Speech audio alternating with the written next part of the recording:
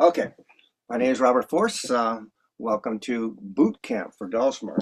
And, whether you're a midshipman and you've got to learn to pull those ropes, or yeah, under the grueling sun of the Serengeti and needing to stake down those tents, or perhaps the Frenchman learning to do the ordinary things for the Legion, or perhaps just another kid out there needing to get your chops together.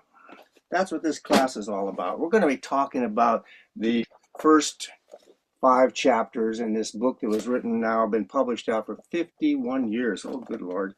51 years. And I've decided that it is online. You can go to Robert Well, Ford. and by the end of the weekend, I'll email everybody a link to that video that is going to be view. Oh, great. Yeah, everybody will get links to this. And yeah, I'll ask you to mute right now so we don't get all the feedback when we start going. So in this book, it talks about your finger positionings and and just basically what it means to hold a rhythm and to hold the pick in such a way that you become effective. All the different ways people play it on their flat laps, they play it over their shoulder, they play it standing up or underneath, and so basically. What we'll be looking at is things like the strumming angles. How do you actually articulate what's going on with your instrument, and how do you get that tactile memory, that sensation that translates through your fingers, what it is that you want your dulcimer to do. So the first thing we're going to do is we'll say we're going to be in DAD tuning. It hardly makes any difference because we're going to be making so much noise. You could be a few big, tuning degrees off, and it just won't matter. So I'm going to talk about picks. I think I had some more over here. I should have stuck them in my, oh well. Oh, here they are. Here's a bunch. So when you're first starting off, a lot of people choose a thin pick. Now what a thin pick is simply, get over here, I can see this. What a thin pick is, and when I squeeze it, I can bend it, you see? So you can see how the pick is bending there, okay? And that's easier for some musicians when they're starting off because you need the pick to be able to give a little bit across the strings, because if you have it too tight. Later on, I will ask you to learn to play with a thick pick, the one that you can't bend, and that you would then learn to hold it in such a way so that if you need the strings to pass gently, it's the pick, the fingers that give rather than the pick. Is if I squeeze it, I can't get by. Now, there's lots of different kinds of these things. Now, you'll also notice that what I'm using is a triangular pick. I've always used this triangular pick, and and they come in slightly separate shapes. So maybe this one's got a little bit more pointy. It doesn't really matter.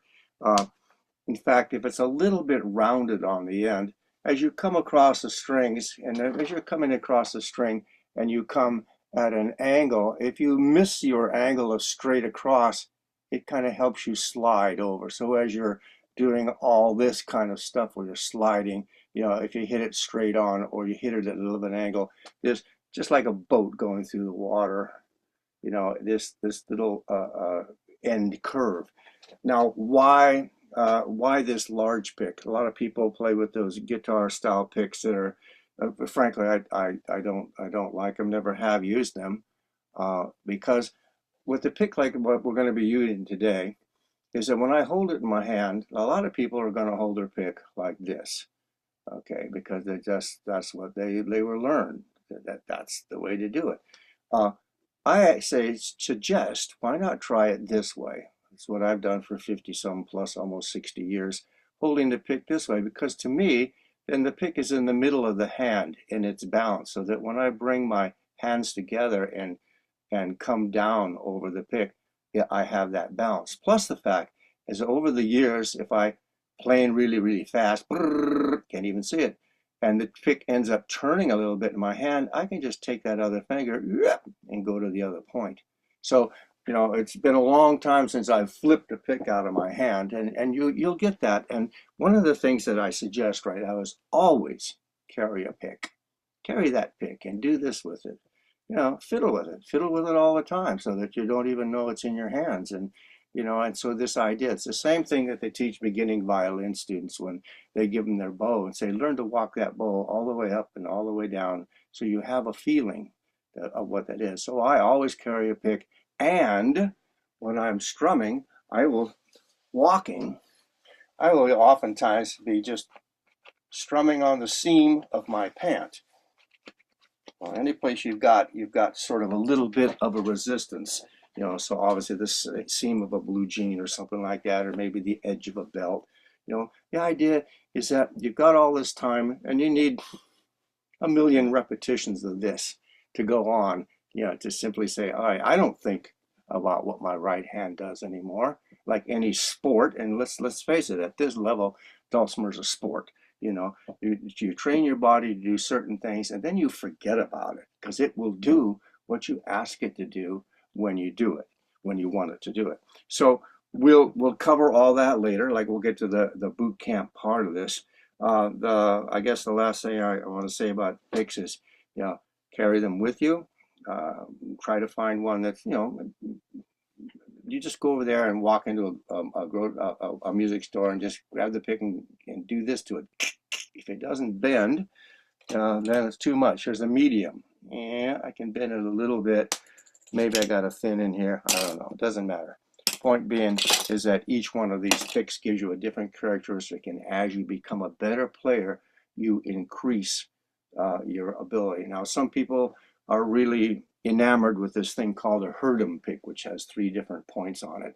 I'll tell you, once you get going playing the Dulcimer, yeah, where point 2 is or where point 3 is totally irrelevant. You're never going to remember it. You're never going to know it. You're never going to feel it. And that particular pick is also a nylon kind of pick. So in my mind, just simply the sound of it as it hits the strings change the dynamic of what you're doing. Okay, so that's it on picks. Find one that's going to work for you. Now, I'm going to talk about playing positions.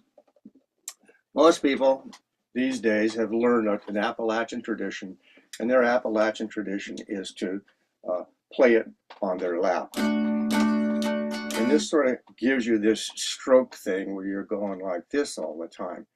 Okay, so I'm going to ask you to consider. Here's a tale out of the Search of the Wild Dulcimer book. You're sitting around a campfire. It's a lovely night. The fireflies are buzzing. The owls are hooting. And there's this little stick sticking out of the fire. You think, oh, I'll just give it a little nudge. And you reach over and you give it a nudge, you know, only to find out that the fire had burned up underneath it. It wasn't just the tip that was burning it. So you're just like, oh, gee. And so the next thing you know, you're doing what? Ah! Okay, so everybody do that. Just, you burnt your hand. Go on and see you. Flop those hands around. Now look at your hand. Oh my gosh. Okay, that is a natural muscular reaction that you can harness just like walking. You're not going, ooh, oh, ooh, oh, ooh. You're going, whoa! Okay, and when you take that motion, okay, and then just bring the hands together, the fingers together, all of a sudden it smooths out. Now your job as a musician is to translate that natural motion to the place where you're playing your instrument. I watch people do this. They go, It's like, no. And so you'll see a lot of the, doesn't matter. People who start off on their flat lap can still keep it on their lap. But people like David Snoffer or Stephen Seifert or lots of people, then when you see them and they're in concert, they're going to tip it up just slightly. So even though it's still on their lap, this motion of here can then translate to here. Okay, and so that's what you want to do. You want to eliminate the brain thinking, I need to do this. This is a rhythm. No, the rhythm is there. The rhythm is when you walk. And on that subject, I have one more thing to say. I spent years and years, literally, and still do. I walk around and simply play the Dulcimer. Because rhythm, which we'll be looking at next after we talk about, you know, your rhythm is in your walk. When you walk, you can walk slow or you can walk fast. It doesn't matter what you're doing, but as you walk, you have a you gotta walk. It could be a brisk walk, da da da da da da da da. It could be a lazy walk. So, it sounds simplistic, but it's not. And that is, even if you're just holding the dulcimer in your hand because you're a flat lap player and you can't really walk with the dulcimer flat across you, nonetheless, the whole idea is get that hand taught to be in this relationship with your instrument and to be doing so in such a way that when you move, when you turn, for me as a lifelong stand-up player, I'm always I've got stuff and so, but nothing changes the root, the pivot of the instrument. Now it used to be that a lot of the early dulcimers prior to, let's say, 1970, 1975, were built in such a way that there was no place at the end of the fretboard. So there was no place like a guitar player can just rest his hand on that big bout and do something like that. A mandolin player can do the same. So can a banjo player. But the dulcimer player, there's nothing there. So this was a natural sort of way to adopt the instrument to that.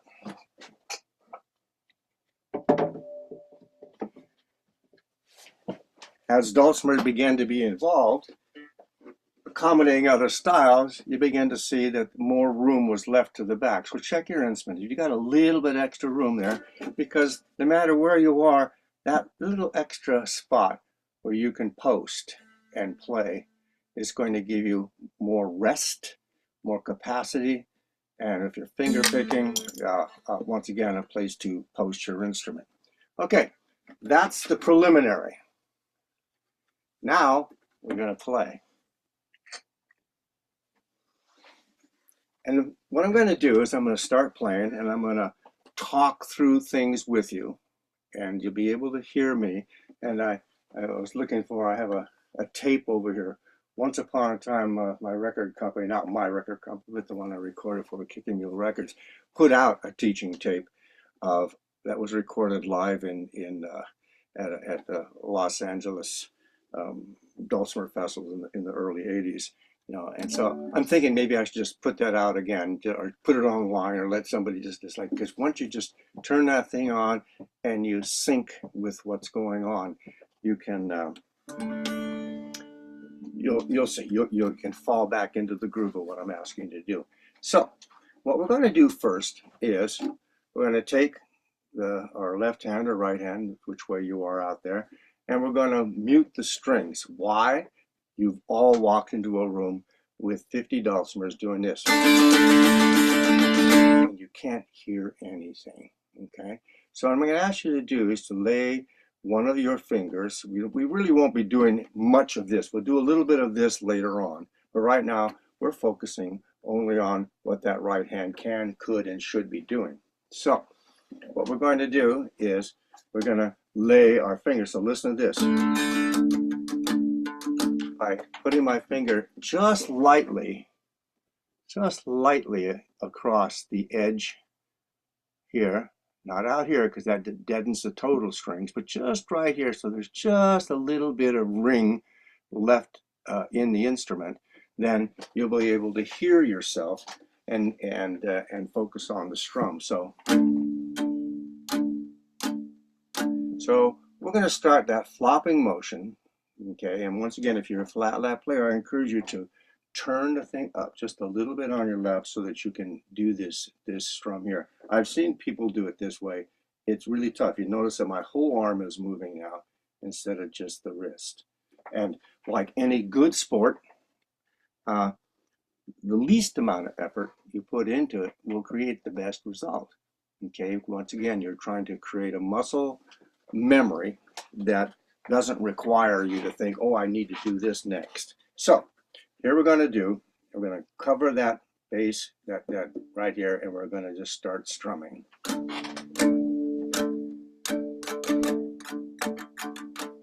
1, 2, 3, 4. These are all down strokes, but that's not what the hand was doing. The hand was going up and down. So we've got, okay, so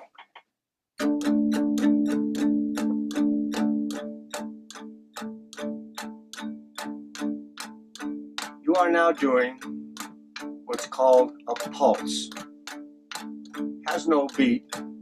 It is just regular. You're learning to keep your hand and your pick in the order. I'm going to stop for a second because I see that the light that I've got over here is a tendency to block out the shadow. Let's just turn it a little back up to the, okay, so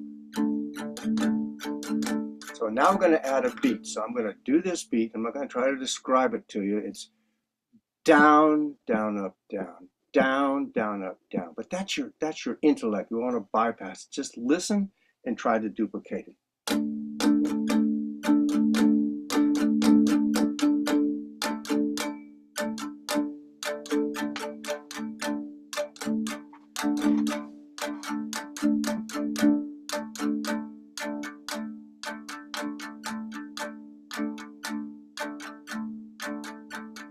Gotta stop this for a second. I really want this to show up, so I'm gonna brave this light, turn it back down this way, and get it so maybe it doesn't shine in front of my hand, but it's close enough. That didn't quite work. One more time. Yeah, that'll work. So bum ba da dum ba da dum ba da da da da da bum ba da dum ba da dum ba da da da dum. Okay, that's your basic. Don't stop. Your dulcimer has different sounds. So the first thing we're going to learn to do is squeeze the pick. 1, 2, and squeeze.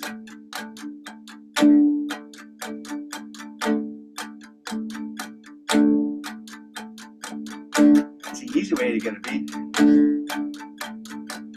Just make the pick stiffer. Okay, stop squeezing. Now just back and forth. The dulcimer also sounds different in different places. Sounds here, I'm in the middle. I'm just about 4 inches from the bridge. 1, 2, 3, 4, right over the top edge of my strum hollow. If I play here, I'll get a bright sound. If I play here, I get a medium song, and up here I'll get a little mellower tone because you're farther away from the bridge, but you also risk getting the noise of you hitting the pickboard. But you'll learn to, all of a sudden, instead of as you're playing, rather than, let's see, where's that? Yeah, rather than digging into the side of you know, because obviously the deeper you dig, the easier it is to bang yourself into that. And that's when your pick goes flying out. But you'll learn this depth. Okay, so don't worry about it. If your pick goes away, just pick it up. We'll do it again. So we're going to start 4 inches from the bridge with a loosely held pick and a covering on the nut of the instrument. Ready? Okay, then here we go. Ready? 1, 2, 3.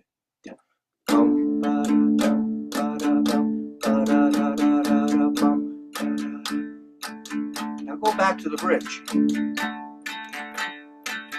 Hear that sound?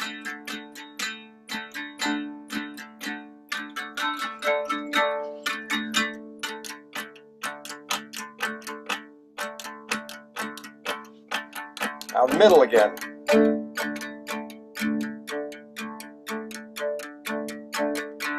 We're going to call this the middle, and this will be called the back.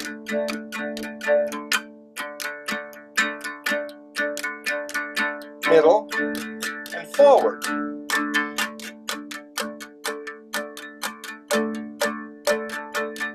You're going to learn to swing your hand. So strumming for me is not just it's basically a figure eight pattern, because when you do a figure eight pattern, then the different timbres that you get, the different color, if you will, of the notes that you are striking, uh, are going to take on a different characteristic and have sort of a Doppler effect, if you will. They're coming from here, they're coming from here, they come from here, and you're getting what I like to think of as a circular sound, and that's because you're strumming like this. Now, most of the time you're strumming like that, and then you go like that, and then it's like that. So it's not exaggerated. Right now, we will exaggerate it, but during the whole process, mostly you're just in one spot. So once again, we're going to cover the nut. Okay, there we are. And we're going to step into the playing of it in the middle between, usually at the top of your strum hollow, about 3 to 4 inches from the bridge. 1, 2, ready, and dum, da, da, dum, da, da, da, and back, middle, forward, middle, back, middle, forward, middle, back, middle, forward. One more time. Middle, back, middle, forward, middle. Okay, now we're going to do that figure eight pattern. It's going to go like this.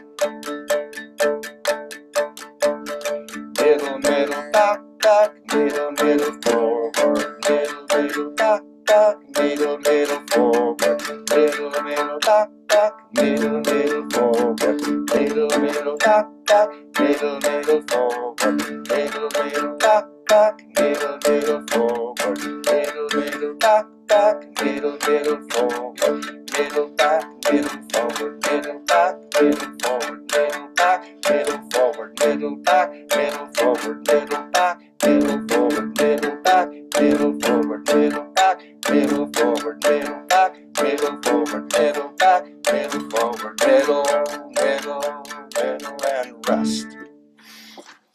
So this exercise of just simply learning to move your hands. Now, it doesn't sound, you can't quite hear what that middle forward, middle back thing is doing unless you had another string player. Because if I was playing, let's pick something like, okay.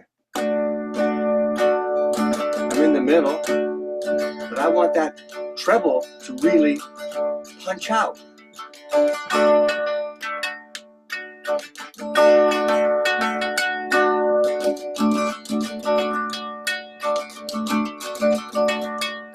So by learning to go backward and forward, the density, once again, the timbre, the color, the tone color of the string can pop out. So we're not going to deal with that today. You just need to know that that's why these basics become fundamental building blocks for what you'll next do.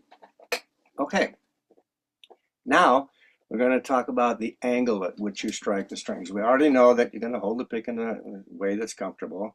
You're going to use that floppy hand motion and somehow harness it so that it fits the way you play your style.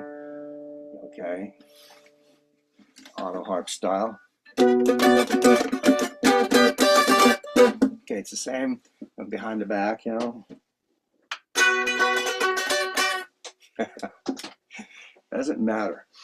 Once, no, actually twice I did this, you know, so stupid once, stupid twice. I told people, I saw Stevie Miller play his guitar and announce that he could do a somersault on stage while I was still playing. And I thought, well, I could do that. And I did, you know, it's just like I found a way, and I'm going like that, and I come up like that, and I put my shoulder down, pop up the other side, still playing. Because in a sense, what you're creating is this bubble, this roundness right in this area here. And when you're playing there, that's where your stuff's going. And even when I'm playing standing up, and I start off like this, and let's say the bubble is extended, what I'm doing is I come up the fret. This hand here, this arm here, actually pushes the dulcimer. Okay, so that I'm actually, if I get going faster and stuff like that, I'm actually pushing my way back into the middle of that bubble that I'm trying to. This part's easy because you don't have to do anything, but when you get up here, and I got pressure on here so I can pull that bubble into a better control area, because once again, the smaller movements that you make, the more control and the more stamina you get in the end. Okay, so we talked about where along the fretboard: bright, medium, more mellow. Now we're going to talk about the angle at which you strike the strings. So if I come this way, is what we're doing right now, and in the process of doing that, we're cutting all the strings uniformly. But let's say you want a bass accent or a treble accent. So you've got this motion, and then you have this motion, and this motion on the other side. So in other words, going back here, you've got one way accents your treble, one way accents your bass, one way accents you in the middle. And why is this important? Because later on, you're going to add picking to what it is you're doing. And in the process of picking, you're going to have to pick up on one thing, down on another thing. You're going to be having to learn that the angle at which your pick strikes the strings not only controls the sound, the timbre, the tone color, but also controls how you accent certain things. Okay, so we're going to do that. And I'm going to say, once again, forward, middle, back. So we're going to be doing that forward, middle, back. But I'm also going to say bass, bass, bass, bass. And I want you to try to isolate only the bass while you're still doing that strum. And I'll say treble, treble, treble, treble, and you'll be rolling your hand to the other side. Okay? We won't put the middle back part in yet, but here we go. So covering the nut, holding the pick, starting in the middle. Down, I'm going to roll our hand away this way and play just the bass. Okay, here we go. Bass, middle, bass, middle, bass, middle, treble, middle, treble, middle, bass,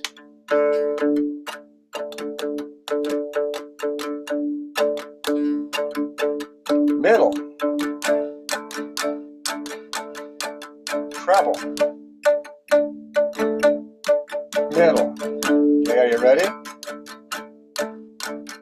Middle, middle, bass, bass, middle, middle, treble, middle, middle, bass, bass, middle, middle, treble, middle, middle, bass, bass, middle, middle, treble, middle, middle, bass, bass, middle, middle, treble, middle, bass, treble, middle, middle, bass, treble, middle, middle, bass, treble, middle, middle, bass, treble, middle, middle, bass, and back to the middle.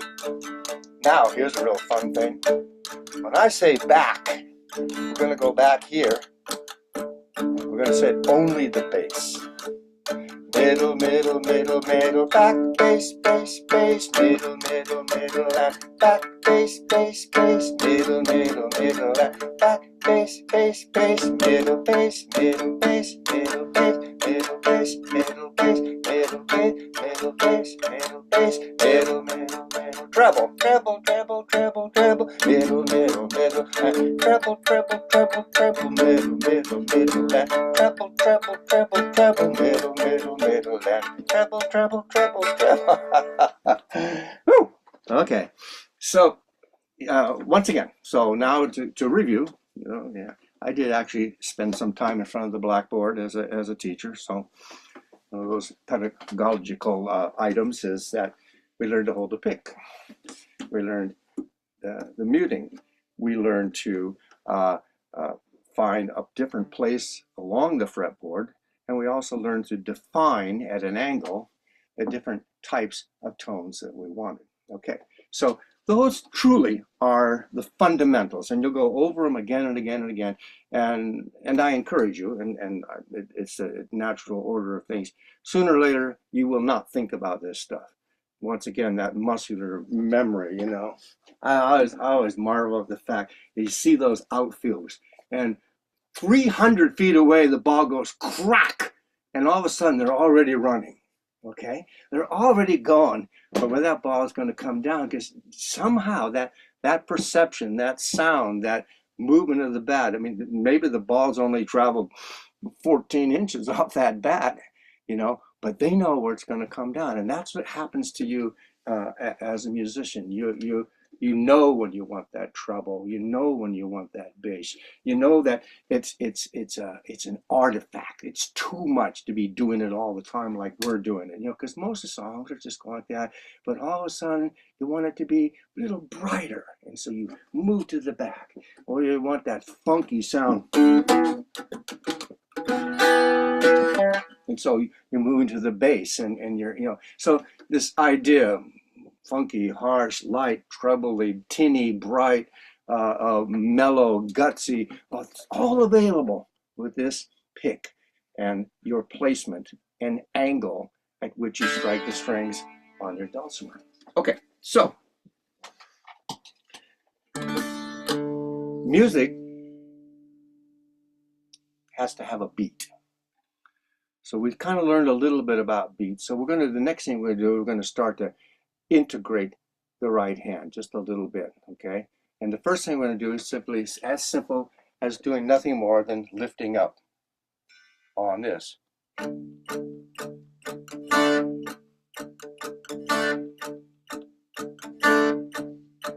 Strumming in the middle and lift. Strumming in the middle and lift. Strumming in the middle and lift. Strumming in the middle and lift.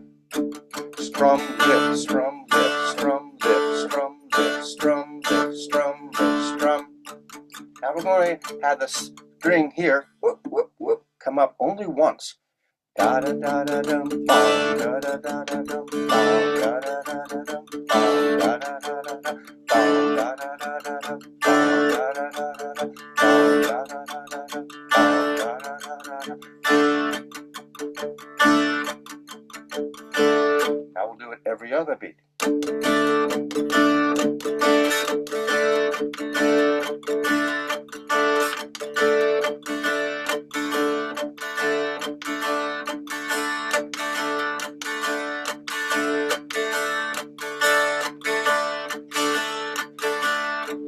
Okay, now the other element, go back to the bass. In the back, hit only the bass when we do the lift. So when I say lift, you're going to lift here, but your hand's going to be here.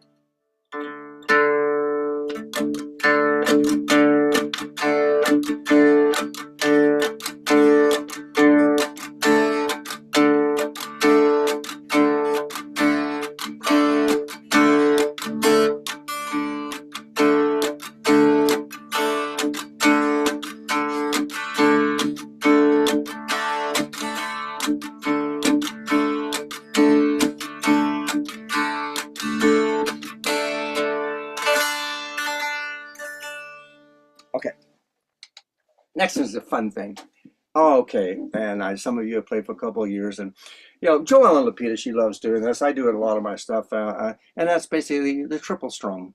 And the triple strum is that when you're learning to strum and to hold your pick and make the various accents that make an instrument work, make your dulcimer work, any instrument actually, guitar, rhythm guitarist, mandolin player, it doesn't matter. That There's a motion which is simply brit, brit, brit, brit. There's no way to describe it, and obviously I can't slow it down. It's brit, brit, but your hand is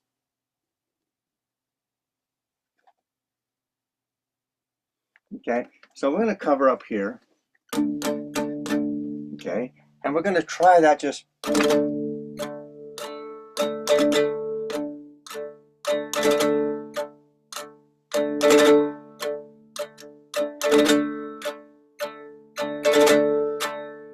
So we're doing down, down, down, setting up. It's like jump rope. We're doing the down, down, setting up for the jump. Okay, so 1, 2, ready, and.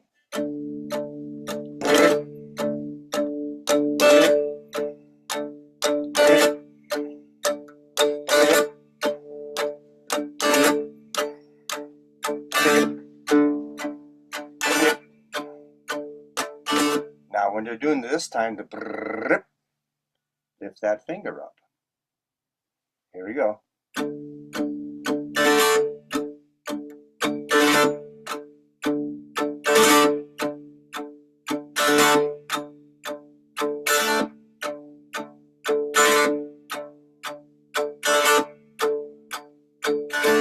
Now let's do the opposite. We're going to strum, strum, strum, and when we go down is our flip, okay?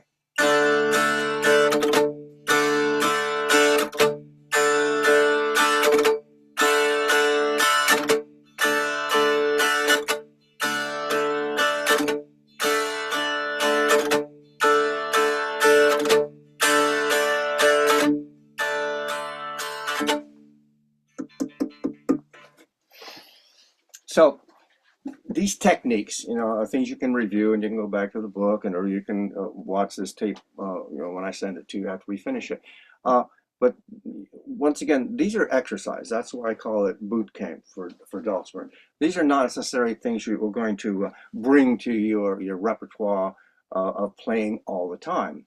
Otherwise it'd be boring, like, oh, he's always playing. It's like, oh, can I just get a melody out of this guy? So these techniques, every now and again I need that bass line. Every now and again I need that articulated treble line. Every now and again I need that, but I don't need it all the time, and I don't want it all the time. They are embellishments. They are the tasteful hors d'oeuvre that's being served before the main meal of your song, or rather with the main meal of your song. So same thing about this. I'm going to show you one more thing about this muting thing, just because now you're going along with me so well here. Anyway, so oftentimes I will play if I want. Everybody else is going ring, ring, ring, ring, ring. I can't hear anything. So what I'll do is I'll take the fleshy part of my back part of the hand here, back in here, and I'll just lay it lightly on the dulcimer in the same way that we were laying our forefinger lightly on the nut. We're muting it, okay? And so by having your hand, let's go back this way, see it that way. By having your hand resting lightly right here on the back of your instrument, you need to see what is happening there. So there it is, just resting lightly on those strings themselves, coming down, so that when I'm playing and everybody else is doing, wild, crazy stuff, and I just want to hang back a little bit, and this usually happens on the bass side, and just listen to what's going on in the back here.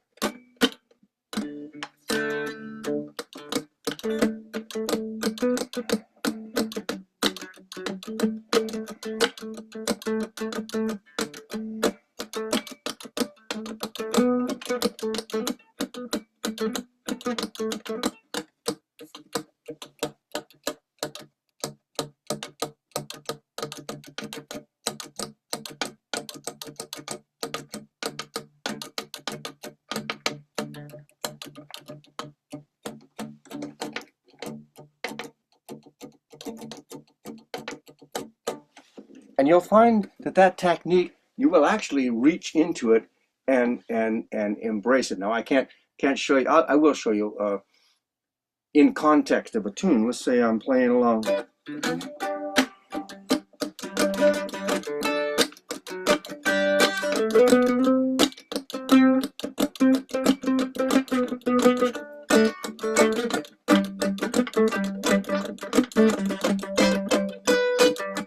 Okay, because I want to pull back from the train song I'm making, which I'll play in the concert tonight. So anyway, I want to pull back from that and get just that middle chuffy feel. So once again, as a technique, your hand can rest there. Okay, so we've done the picks, we've done the angles, we've done the place along the fretboard, we've done the open and close of this, and we've done the muting part of that. And now what we're going to do is we're going to put these notes together. Now you'll notice that I'm playing a traditional diatonic instrument. I always have. For some reason, all those extra frets that started coming in around 1972 or 3 or 4, by then I had already learned this. This is what I see. This is what I hear. If I need an extra note, it's right there. I'll just go get it like that. So a, do, same thing. I want the extra note. There it is. There's the note above it already. So I've learned to do that. So having an extra fret that does it for me is not necessary for me. And in the end, you know, things like fiddles, cellos, whatever, have no frets on them at all. So if anything else, here's just 7 little extra helpers that tell you where that melody ought to be, you know. And there's also notes between the notes and semitones and demitones and on and on and on. But I grew up my earliest introduction to musical instruments was harmonica, which is diatonic, in the 4th grade, and then picked up the trombone. There's no chords on it, and so I learned to look at music linearly, and that's what we're going to do now. Is that in Dulcimer has sort of an arrangement. All music has an arrangement. An arrangement is your open note is called a 1, or your root tone, and your 3rd, and your 5th, and your 8. They're really strong. If you were to graph the cycles per second of how the sound waves work, you would see that these waves are like this, as opposed to the other waves that are I mean, literally, when you put the strobe light on them, you can feel it. You can hold your dulcimer, feel that back, and just feel the it's beating that sound waves going like that, because all of those 1 and the 5 and the 1, the 8 are all in harmony, and therefore they're all beating together. So what we're going to do is we're going to learn how certain pieces work together in terms of strumming up your song. And once again, that's in this book here. And so we're going to be playing 1, 3, 5, 8. And then we'll do 2, 4, 6, 1, 3, 5, 8, 7, 7, 7, 7, 1. Okay, we'll get that. It'll be quite easy when you get into it. So what we're doing is sort of a pet piece of mine that says that the music is language, and 1, 3, and 5, 8 are nouns, and 2, 4, and 6s are adjectives, and the 7 and sometimes the 2nd are conjunctions. And when you listen to music, you'll hear, oh yeah, they're using these as building blocks, and they're doing a filigree with the other stuff. And then when they get to that that 7th note, that conjunction, anything can happen until it does. So you'll see these. So what we're going to do is we're going to use some of the techniques that we had here, but mostly we're going to focus on using that 1 finger. Okay, so that means our stuff's going to really start ringing out now, because we won't be holding on to it. we're strumming. Notice how my hand is just tucked into here, and I'm using that extra spot, and it just brings me right to the edge of so my body fits my instrument. And I'll tell you, at some point you're going to find the instrument which fits your body, your style, the way you hold things, the way you hear things, and your playing will take a quantum leap. That's why so many people have 20 dulcimers, I guess. As they evolve, they get another dulcimer, and that one was always good for Elizabethan folk tunes, but this next one's better for reggae. I don't know. So, strumming.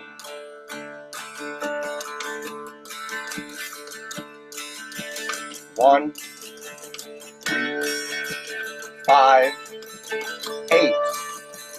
1, 3, 5, 8 again.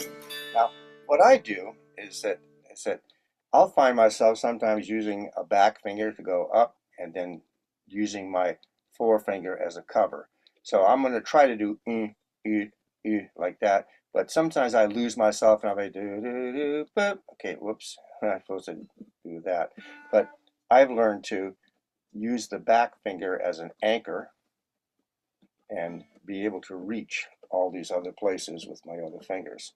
But for now, for the purpose of this exercise, let's try to do the one finger. 1, 2, ready, and 1, 2, 1, 3, 5, 8.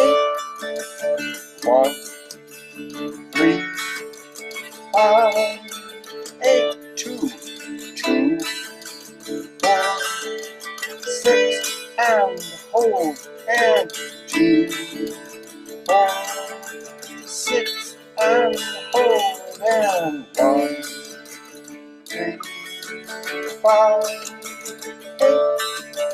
1, 3, 5, 8. 2, 4, 6, and hold, and 2, 4, 6, and hold, and 1, 3, 5, 8. 1, 3, 5, 7, 7, 1.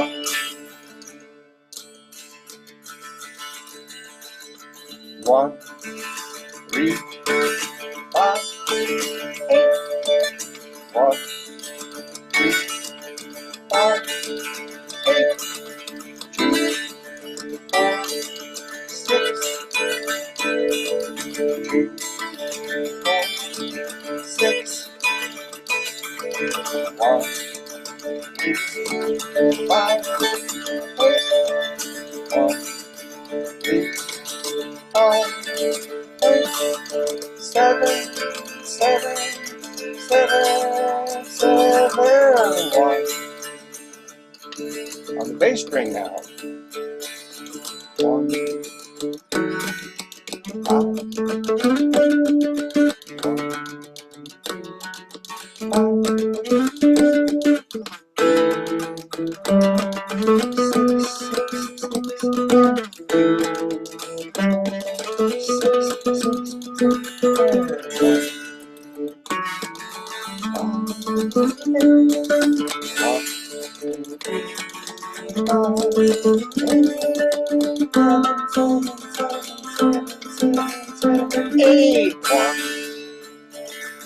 Bass string one more time. 1, 2.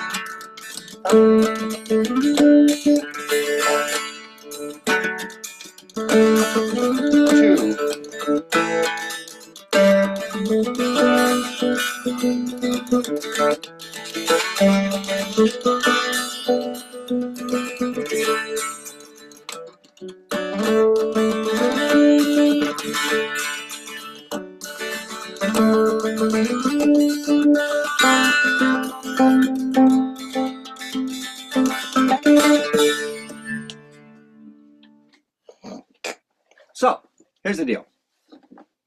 except for these that have the extra frets. You've now played every note on your dulcimer, and you learned every technique at which to address how you make those notes articulate. So, hey, you're graduates. You know everything there is to know about the dulcimer, and the rest of it is just putting it together in your own sweet time, in your own sweet ways, with the songs that call to you, the songs that invite you to learn them. There's one last exercise. Let me check my time to make sure that we're still in the. Oh yeah, we're pretty good. We're pretty good. Okay. Two things I didn't cover was when we did the squeezing of the pick. The other part is simply hitting the strings harder. It's just as an effect. I mean, squeezing the pick. Squeeze. That's one way. But bam, and that arm comes down here and hits it. You've got that beat. And that's what you want. So we're gonna just try this thing. We're gonna hit it. We're gonna start with this thing here. And when I say lift, okay, I don't have to. Yeah, I'll just say lift. When I say lift, that means your next strum is a strum. You're whacking that puppy, okay? Here we go. Lift.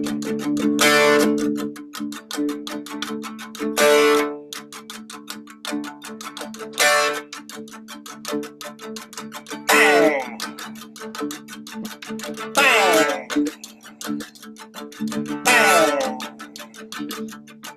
Bang.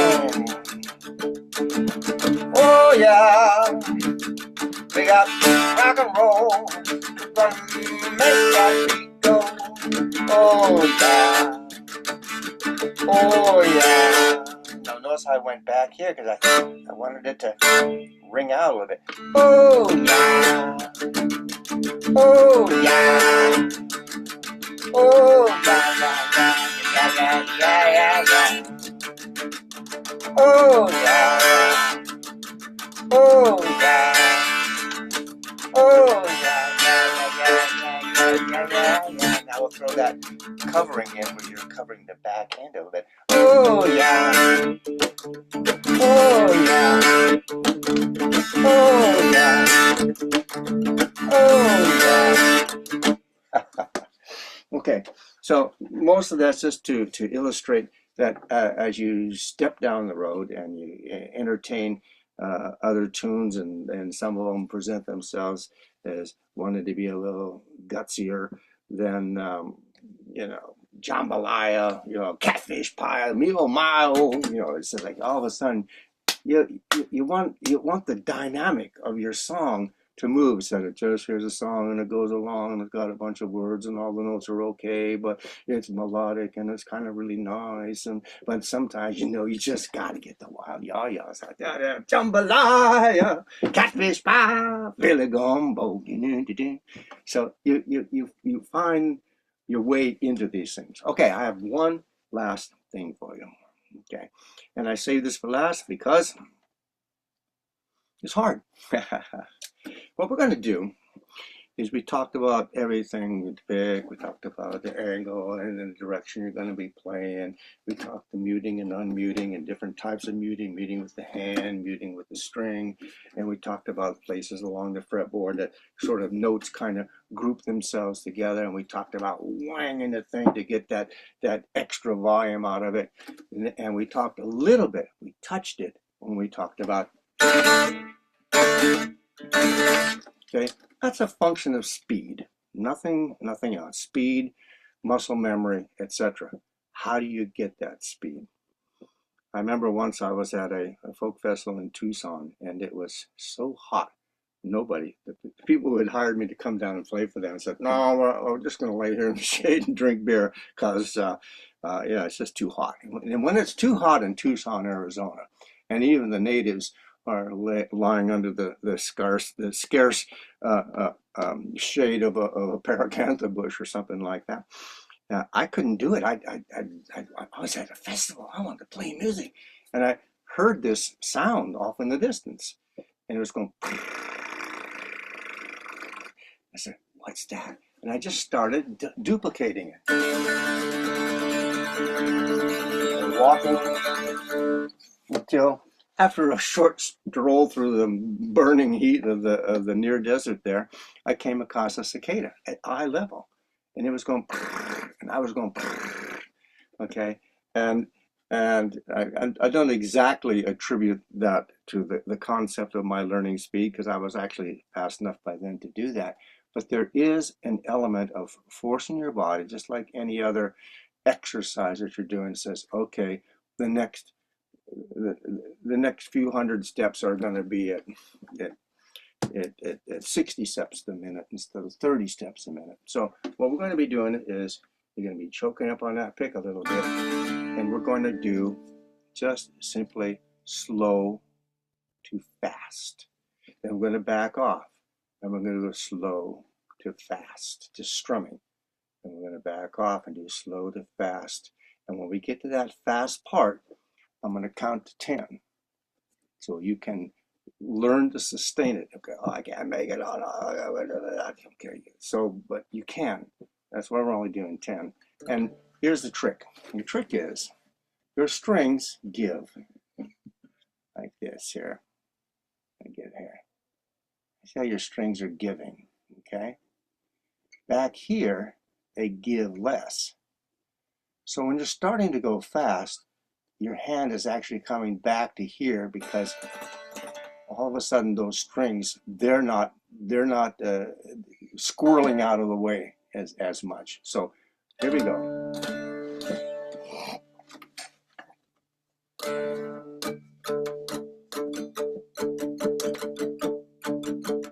This is really slow, really, really, really slow.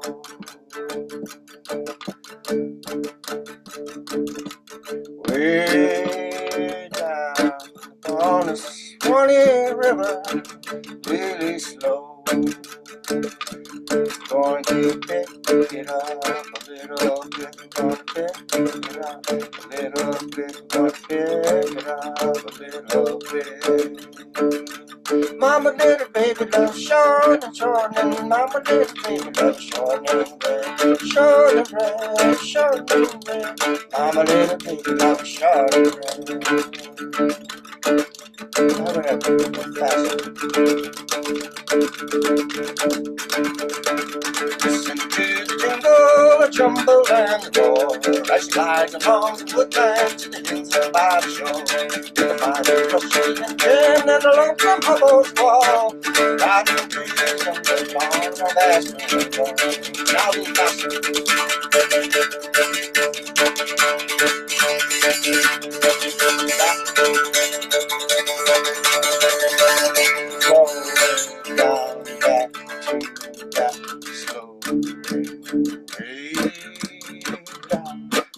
On the Swanee River, mama little baby love short and short, and mama little baby short, yeah, mama little baby love short and short, mama little baby love short.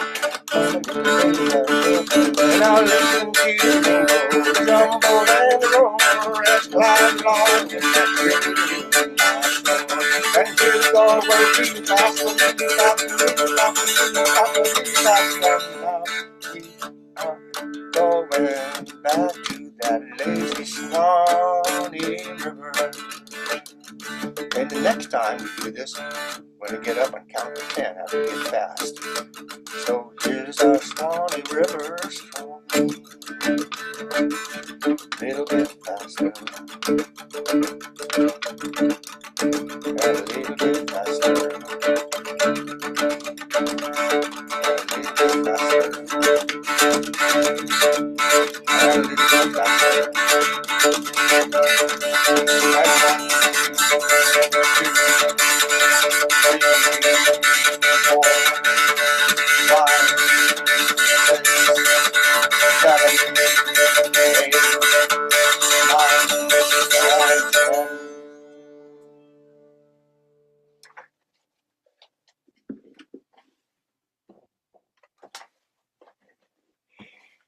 Well, folks, that's what I've got for you today. And as you start the second day of your festival, hopefully I didn't wear you out too much.